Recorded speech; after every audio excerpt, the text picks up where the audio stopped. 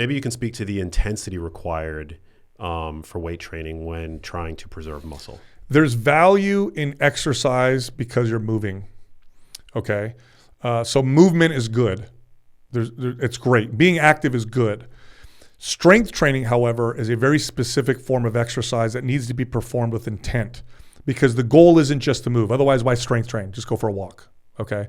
So I'm not in here just moving and sweating, with dumbbells. Again, just go for a walk. You're better off doing that, safer. Strength training's goal is to elicit a adaptation response that is building strength, and then through that building muscle. Okay, so strength is what we're aiming for. Muscle is the result of strength. Intensity is required. A certain level of intensity is required for that to happen. Now the question is, what's that intensity look like? It's actually quite individual, Max. Now, as you become more advanced, it's high intensity. So if you've been working out consistently for 6 months or a year, you got to train where it's hard, where I'm done with my set of 10 reps and I might have been able to do maybe 11 or 12. Like that's the intensity range that you probably are going to want to live in for most of your life. It's like, they call it 2 reps in reserve, they'll call it, or 2 reps shy of failure. Failure meaning I can't do another rep. So you got to kind of judge that.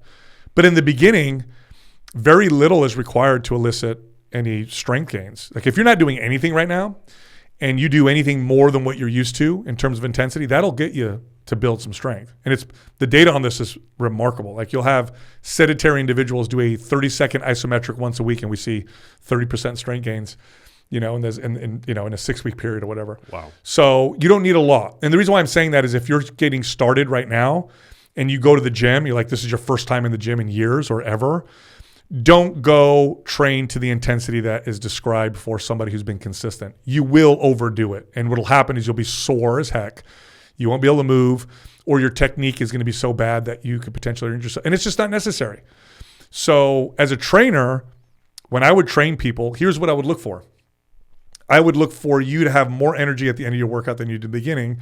And I often would want a client to say, that's it? And they'd say, yeah, that's it for now. And then the next time we trained, typically they were stronger. And so then we would progress from there. So if you're just getting started, just practicing the movements is enough. And then as you become more fit, you start to increase the intensity. And then probably, 4, 5, 6 months later, now you're training at a level of intensity where you're leaving 2 in the tank, or that 2 reps in reserve. That makes a lot of sense. Man, Sal Di Stefano, love getting you in here, man. Anytime we get to it's always fun. Mind meld. I know. Yeah. We covered some cool topics. Food and its relationship with pornography, ultra-processed foods, and its relationship to sex, and the GLP-1 drugs. I wanted to ask you were going to ask me about weight belts. Let's not forget that. I want to talk about that. Yeah, picking a weight belt. What are your thoughts? Yeah. I recently bought one. It was a pretty cheap one, like a $35 one from Amazon. Yeah. So unless you plan on competing in a sport that uses weight belts, don't use a weight belt. So, and here's why.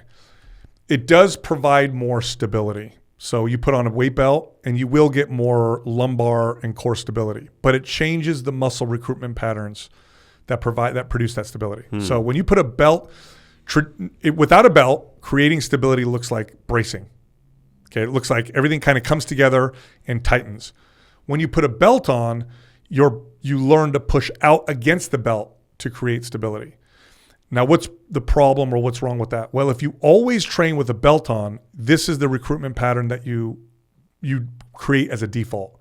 Then you go help your buddy move a couch. You go lift the couch. Your body knows to push out against the weight belt, and you actually are less stable than you would be had you trained without a belt. So can you lift more weight with a belt? Yes, you can.